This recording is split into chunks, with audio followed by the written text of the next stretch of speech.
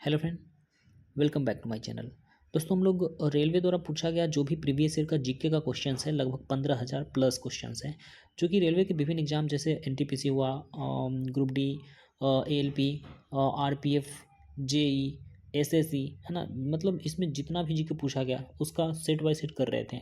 3 set हम लोगों ने किया था, 1 से 200 क्वेश्चन तक, है ना। तो आज हम लोग अगला सेट करेंगे जिसमें क्वेश्चन नंबर 201 से 250, मतलब 50 क्वेश्चन का ये सेट रहने वाला है। ठीक है, तो चलिए वीडियो को स्टार्ट करते हैं। बट इससे पहले आप चैनल पे नए हैं तो चैनल को सब्सक्राइब जरूर कर लेंगे। देखिए, सबसे पहला क्वेश्चन की बात करते हैं, भूकंप आने का कारण क्या है। भूकंप आने का कारण क्या होता है? तो भूकंप आने का जो कारण है ना, वो है पृथ्वी की विवर्तनिक प्लेटों की गति। भूकंप आने का कारण क्या है? पृथ्वी की विवर्तनिक प्लेटों की गति, है ना। उसके बाद है 202 नंबर क्वेश्चन को देखते हैं। क्या बोल रहे हैं? भूकंप वैज्ञानिक भूकंप की संभावना का अनुमान किसके आधार पर नहीं करते हैं? भूकंप वैज्ञानिक भूकंप की संभावना का जो अनुमान किसके आधार पर नहीं करते हैं?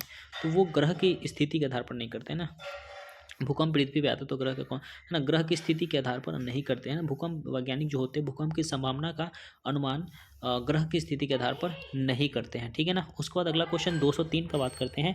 203 नंबर क्या बोल रहा है? देखिए, 203 का अगर बात करें तो ये रहा 203। हाँ, निम्नलिखित में से कौन सा एक सुषुप्त ज्वालामुखी है? सुषुप्त ज्वालामुखी कौन सा है? निम्न में से जो सुषुप्त ज्वालामुखी है ना, वो है हवाई द्वीप में स्थित मौना लोआ, है ना। हवाई द्वीप में स्थित मौना लोआ जो है एक सुषुप्त ज्वालामुखी का उदाहरण है ना। कौन सा द्वीप है? हवाई द्वीप में स्थित मौना लोआ जो ज्वालामुखी है वो सुषुप्त ज्वालामुखी का एक उदाहरण है। ठीक है ना। उसके बाद है अगला क्वेश्चन 204।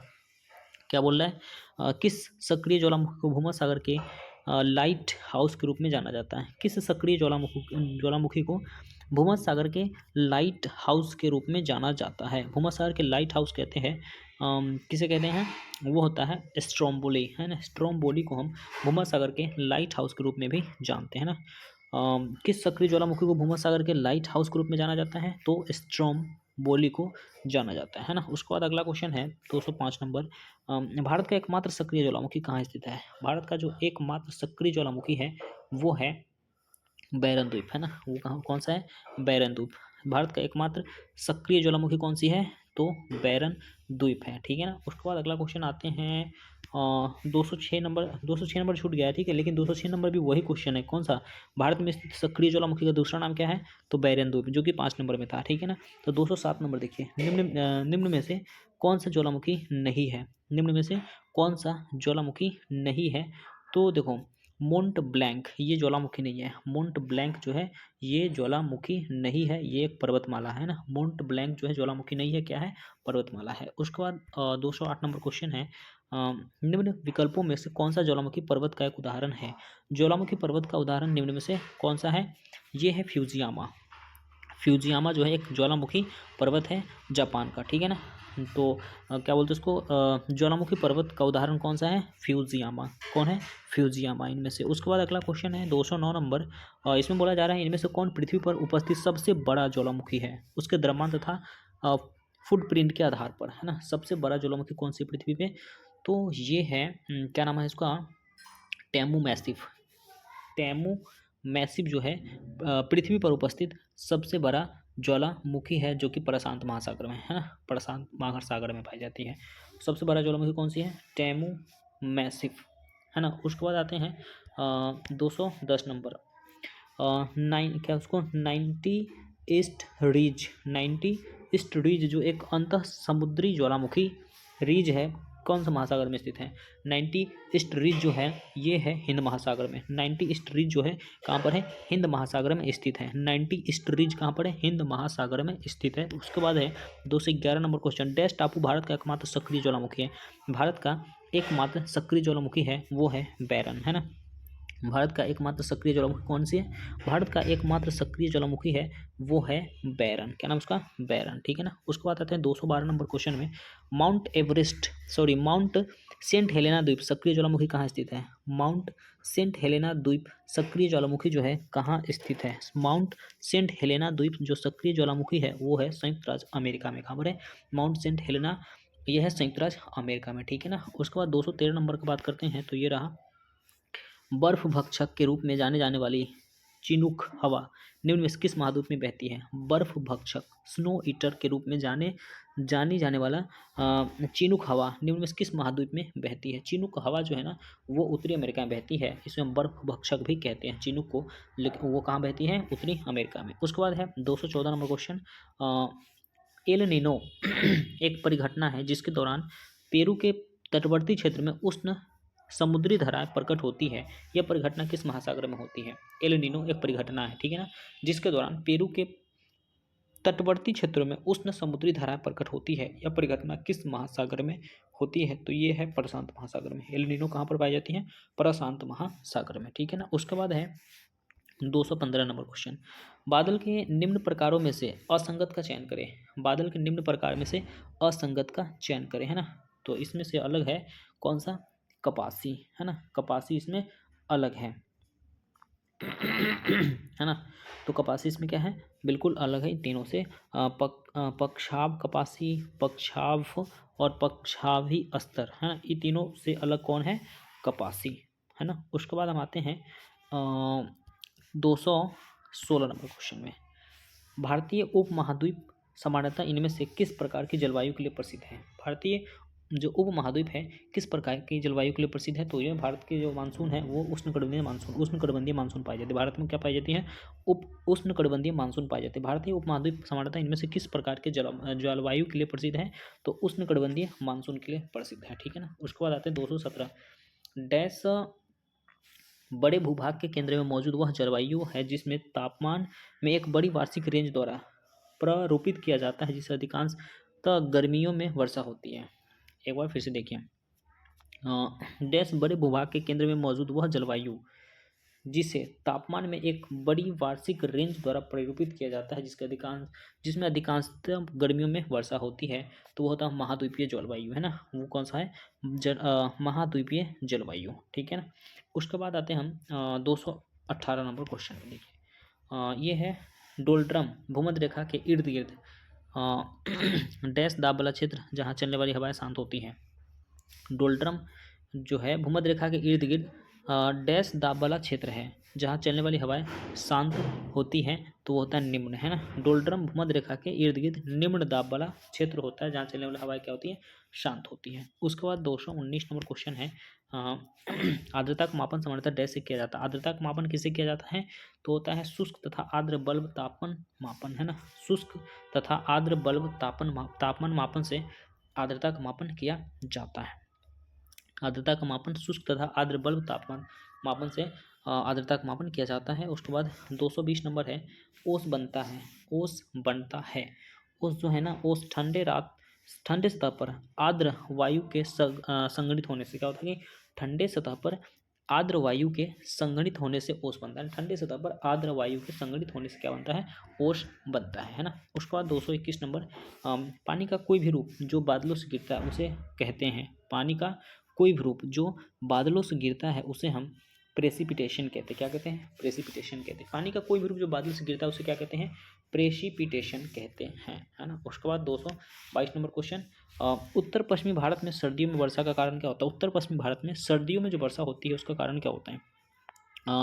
वो होता है पश्चिमी विक्षोभ के कारण। किसके कारण? उत्तर पश्चिम भारत में जो सर्दियों में वर्षा होती है वो पश्चिमी विक्षोभ के कारण होती है। किसके कारण? पश्चिमी विक्षोभ के कारण होती है ना। उसके बाद 223, निम्नलिखित में से कौन सा शब्द समुद्री वातावरण में एक ऐसी जलवायु स्थिति को संदर्भित करता है जिसके परिणामस्वरूप जल निकाय आवधिक रूप से गर्म होता है? तो देखो, अल नीनो का गर्म क्या होता है? जल गर्म होता है ना। निम्नलिखित में कौन सा शब्द समुद्री वातावरण में एक ऐसी जलवायु स्थिति को संदर्भित करता है जिसके परिणामस्वरूप जल निकाय आवधिक रूप से गर्म होता है? तो ये क्या हो जाएगा? El Nino. उसके बाद है 224 नंबर क्वेश्चन, वायुमंडल में कार्बन डाइऑक्साइड की मात्रा कितनी होती है? तो वायुमंडल में कार्बन डाइऑक्साइड की मात्रा 0.03 होती है ना। वायुमंडल में जो CO2 होती है 0.03% पाई जाती है। उसके बाद आते हैं 225 नंबर क्वेश्चन, निम्नलिखित में से किस विकल्प में ग्रहीय पवन के सभी प्रकार हैं? ग्रहीय पवन के सभी प्रकार हैं। निम्नलिखित में से किस विकल्प में ग्रहीय पवन के सभी प्रकार हैं? व्यापारिक पवने, पछुआ पवने और ध्रुवीय ईस्टर्लीज, है ना। व्यापारिक पवने, पछुआ पवने और ध्रुवीय ईस्टर्लीज जो है ग्रहीय पवन का सभी प्रकार है। व्यापारिक पवने, पछुआ पवने और ध्रुवीय ईस्टर्लीज जो है ग्रहीय पवन की सही प्रकार है ना। उसके बाद है 226 नंबर क्वेश्चन। पर्वत पठार और पहाड़ियों की ऊंचाइयों से निकलकर उनके ढालों से होते हुए नीचे स्थित घाटियों एवं मैदानों की ओर बहने वाले निम्नतापी पवन को क्या कहा जाता है। देखो पर्वतों पठारों पहाड़ियों की ऊंचाइयों से निकलकर उनके ढालों से होते हुए नीचे स्थित घाटियों एवं मैदानों की ओर बहने वाले निम्नतापी पवन को हम अवरोही पवन कहते हैं। क्या कहते हैं? अवरोही पवन कहते हैं। उसके बाद है 227 नंबर क्वेश्चन। क्या बोल रहा है? निम्न में कौन सा प्रतीक गर्म और शुष्क रेगिस्तान क्षेत्र से ऊपर वायु संहति का सही निरूपण करता है? निम्न में से कौन सा प्रतीक गर्म और शुष्क रेगिस्तानी क्षेत्र के से ऊपर वायु संहति का सही निरूपण करता है? तो इसे हम CT कहते हैं ना, small C and capital T, है ना, यही कहते हैं इसको। क्या कहते हैं? गर्म और शुष्क रेगिस्तान क्षेत्र से ऊपर वायु संहति का जो सही निरूपण प्रतीक है वो है CT। ठीक है ना। उसके बाद आते हैं 228। निम्न में कौन सी पृथ्वी के वायुमंडल की सबसे निचली परत होती है? तो पृथ्वी के वायुमंडल की जो सबसे निचली परत होती है उसे क्या कहते हैं? उसे क्या कहते हैं? उसे तो हम ये कहते हैं ना, क्षोभ मंडल, है ना। पृथ्वी की सबसे निचली जो वायुमंडल की परत होती है उसे हम क्षोभ मंडल कहते हैं। उसके बाद है ओजोन वायुमंडल किस परत में सर्वाधिक मात्रा सर्वाधिक सघन होती है? ओजोन वायुमंडल की किस परत में सर्वाधिक सघन होती है? तो ओजोन जो है ना, ये समताप मंडल में पाई जाती है। ओजोन कहाँ पाई जाती है? समताप मंडल में सबसे ज़्यादा पाई जाती है। उसके बाद है निम्नलिखित में कौन सी वायुमंडल की सबसे ऊपरी परत? तो वायुमंडल की जो सबसे ऊपरी परत होती है उसको बहिर्मंडल कहते हैं ना। वायुमंडल की जो सबसे ऊपर का परत होता है उसको क्या कहते हैं? बहिर्मंडल कहते हैं, है ना। उसके बाद 231। वायुमंडल के समताप मंडल परत में ओजोन क्षय निम्नलिखित में से किसके लिए उत्तरदायी होती है? ओजोन क्षय जो होती है किसके लिए उत्तरदायी होती है? तो पृथ्वी की सतह पर पहुंचने वाले UV विकिरण में वृद्धि। ओजोन क्षय से क्या होता है? ओजोन क्षय होने पर क्या होता है कि जो पृथ्वी की सतह पर पहुंचने वाली अल्ट्रावायलेट रेज होती है, विकिरण में वृद्धि होती है ना। अवरक्त किरण में क्या होती है? UV रेज में वृद्धि होती है पृथ्वी पर, अगर ओजोन क्षय होता है तो, है ना। उसके बाद है 232 नंबर क्वेश्चन। निम्न में से कौन सी नदी नेपाल से होकर भारत में बहती है? नेपाल से होकर भारत में कौन सी नदी बहती है? तो वो है करनाली, है ना। करनाली जो है नेपाल से होकर भारत में बहती है, करनाली नदी, है ना, करनाली नदी। उसके बाद है 233। इनमें से किस स्थान पर क्षोभ मंडल की मोटाई सर्वाधिक होती है? क्षोभ मंडल की मोटाई जो होती है सबसे ज़्यादा भूमध्य रेखा पर होती है ना। क्षोभ मंडल का जो मोटाई सबसे ज़्यादा होता है भूमध्य रेखा पर होता है। कहाँ होता है? भूमध्य रेखा पर क्षोभ मंडल सबसे ज़्यादा मोटा होता है। उसके बाद कौन सा क्षेत्र क्षोभ मंडल को समताप मंडल से अलग करता है? क्षोभ मंडल को समताप मंडल से कौन सा क्षेत्र अलग करता है? तो देखो, क्षोभ सीमा जो होता है ना, क्षोभ मंडल को समताप मंडल से अलग करता है। क्षोभ मंडल को समताप मंडल से कौन अलग करता है? क्षोभ सीमा कहते हैं उसको। क्या कहते हैं? क्षोभ सीमा कहते हैं। क्षोभ मंडल को समताप मंडल से अलग करता है क्षोभ सीमा, है ना। उसके बाद 235 नंबर क्वेश्चन है। फनी एक प्रकार का डैश था। फनी एक प्रकार का क्या था? तो फनी जो है ना, उष्णकटिबंधीय चक्रवात। फनी क्या था? उष्णकटिबंधीय चक्रवात था। फनी क्या था? उष्णकटिबंधीय चक्रवात था फनी। ठीक है ना। उसके बाद आते हैं 236। क्या बोला? उत्तर पूर्वी प्रशांत और उत्तर अटलांटिक में उत्पन्न होने वाले उष्णकटिबंधीय चक्रवात का को नाम क्या नाम दिया गया है? उत्तर पूर्वी प्रशांत और उत्तर अटलांटिक में, उत्तर पूर्वी प्रशांत और उत्तरी अटलांटिक में उत्पन्न होने वाले उष्णकटिबंधीय चक्रवात को क्या नाम दिया गया? हरिकेन। क्या नाम दिया गया? हरिकेन नाम दिया गया, है ना। उसके बाद है 237। उर्वरक के संबंध में निम्न से कौन सा कथन गलत है? उर्वरक के बारे में कौन सा कथन गलत है? तो देखो, उर्वरक जो होती है ना, वो ये वायु और जल को भी प्रदूषित नहीं करता है, बात गलत है ना। उर्वरक जो होती है वायु और जल को कभी प्रदूषित नहीं करता, ये बात गलत है ना। उर्वरक जो होता है वो जल को प्रदूषित करता है, वायु को भी प्रदूषित करता है, भूमि को भी प्रदूषित करता है ना। तो उर्वरक वायु जल को प्रदूषित नहीं करता, ये बात गलत है। ठीक है ना। उसके बाद है 238। वायुमंडल में तरित द्वारा किस गैस का स्थिरीकरण हो सकता है? तरित, वायुमंडल में जो तरित होती है, तरित द्वारा किस गैस का स्थिरीकरण हो सकता है? तो होता है नाइट्रोजन, है। वायुमंडल में तरित द्वारा, तरित द्वारा किस गैस का स्थिरीकरण हो सकता है? तो नाइट्रोजन का हो सकता है। ठीक है। उसके बाद है 239। दी गई वायुमंडलीय परत में किसका घनत्व सबसे कम होता है? इसमें से किसका घनत्व सबसे कम होता है? तो सबसे कम घनत्व जो है ना, बहिर्मंडल का होता है। सबसे कम घनत्व किसका होता है? बहिर्मंडल का, क्योंकि जैसे जैसे ऊपर जाता है गैस का घनत्व कम होता जाता है ना। तो बहिर्मंडल का क्या होता है? घनत्व सबसे कम होता है। उसके बाद है 240। वायुमंडल में मौजूद इनमें से कौन सी गैस का उपयोग दहन, श्वसन और नाइट्रोजन के ऑक्साइड के निर्माण नामक तीनों प्रक्रियाओं में किया जाता है? क्या बोला क्वेश्चन? वायुमंडल में मौजूद इनमें से कौन सी गैस का उपयोग दहन, श्वसन, नाइट्रोजन के ऑक्साइड के निर्माण नामक तीनों प्रक्रिया में किया जाता है? तो ऑक्सीजन का इसमें यूज होता है ना। किसका? ऑक्सीजन का। श्वसन में भी, दहन में भी और नाइट्रोजन के ऑक्साइड के निर्माण में भी किसका यूज होता है? ऑक्सीजन का, है ना। उसके बाद है 241 नंबर क्वेश्चन। पृथ्वी को सूरज की परावैंगनी विकिरण से कौन सुरक्षित रखता है ना। पृथ्वी को सूरज की जो परावैंगनी किरण आती है उससे कौन बचाता है? तो ओजोन परत बचाता है। पृथ्वी को सूरज की परावैंगनी किरण से कौन बचाता है? ओजोन परत बचाता है ना। उसके बाद है 242, वायुमंडल में कार्बन डाइऑक्साइड की सांद्रता लगभग कितनी होती है? वायुमंडल में जो कार्बन डाइऑक्साइड होती है कितनी परसेंट पाई जाती है? तो 0.03% वायुमंडल में CO2 पाई जाती है। कितना? 0.03%, ठीक है। उसके बाद 243, 243 है, पृथ्वी की सतह से ऊपर वायुमंडलीय परतों का सही क्रम क्या होता है ना। पृथ्वी की परत से ऊपर जो वायुमंडलीय परत होती है, सबसे पहले होता है क्या? सबसे पहले होता है क्षोभमंडल, उसके बाद होता है समताप मंडल, उसके बाद होता है मध्यमंडल, उसके बाद होता है तापमंडल, है ना। सबसे पहले क्षोभमंडल, फिर समताप मंडल, फिर मध्यमंडल, फिर तापमंडल होता है ना। क्षोभमंडल, समताप मंडल, मध्यमंडल एंड तापमंडल बाद में होता है, लास्ट में, ठीक है। उसके बाद आते हैं 244 नंबर क्वेश्चन। पृथ्वी की सतह के निकटतम वायुमंडल की परत कौन सी है? जो सबसे नीचे होती है उसे हम क्षोभमंडल कहते हैं, है ना, जिसमें वर्षा वर्षा होती है ना। तो पृथ्वी की सतह की सबसे निकटतम वायुमंडल परत को क्या कहते हैं? क्षोभमंडल कहते हैं। उसके बाद है 245, हवा के दबाव को आप क्या कहेंगे? हवा के दबाव को आप क्या कहेंगे? वायुमंडलीय दबाव, है ना। हवा के दबाव को आप क्या कहेंगे? तो वायुमंडलीय दबाव कहेंगे। उसके बाद है 246 नंबर क्वेश्चन। डैश में ओजोन की उपस्थिति सूरज की हानिकारक परावैंगनिक विकिरण को पृथ्वी की सतह तक पहुंचने से रोकती है ना। उसको क्या कहते हैं? उसे कहते हैं स्ट्रेटोस्फीयर। क्या होता है कि डैश में ओजोन की उपस्थिति सूरज की हानिकारक परावैंगनिक किरण को पृथ्वी तक पहुंचने से बचाती है। जो मतलब जो परावैंगनिक किरण होती है उसको पृथ्वी तक आने से कौन रोकता है? तो ओजोन रोकता है, जो कि स्ट्रेटोस्फीयर में पाई जाती है, ठीक है ना। उसके बाद है 247, हमारे हमारे वातावरण में कितने परसेंट नाइट्रोजन होती है? नाइट्रोजन जो होती है सबसे ज़्यादा पाई जाती है, वो लगभग 78% पाई जाती है ना। नाइट्रोजन कितना होता है? 78% होती है। उसके बाद है 248, वायुमंडल में कार्बन डाइऑक्साइड की मात्रा 0.03%।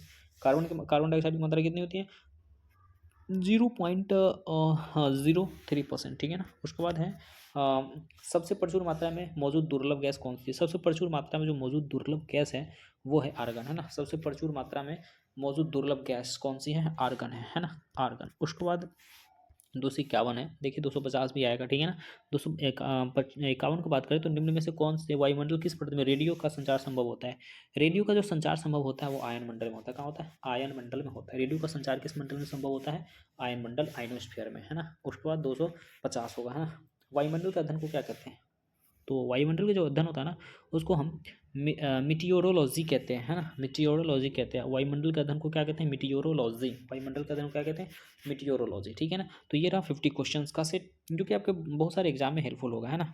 तो चलिए हम लोग मिलते हैं नेक्स्ट वीडियो में, जब तक के लिए जय हिंद एंड टेक केयर।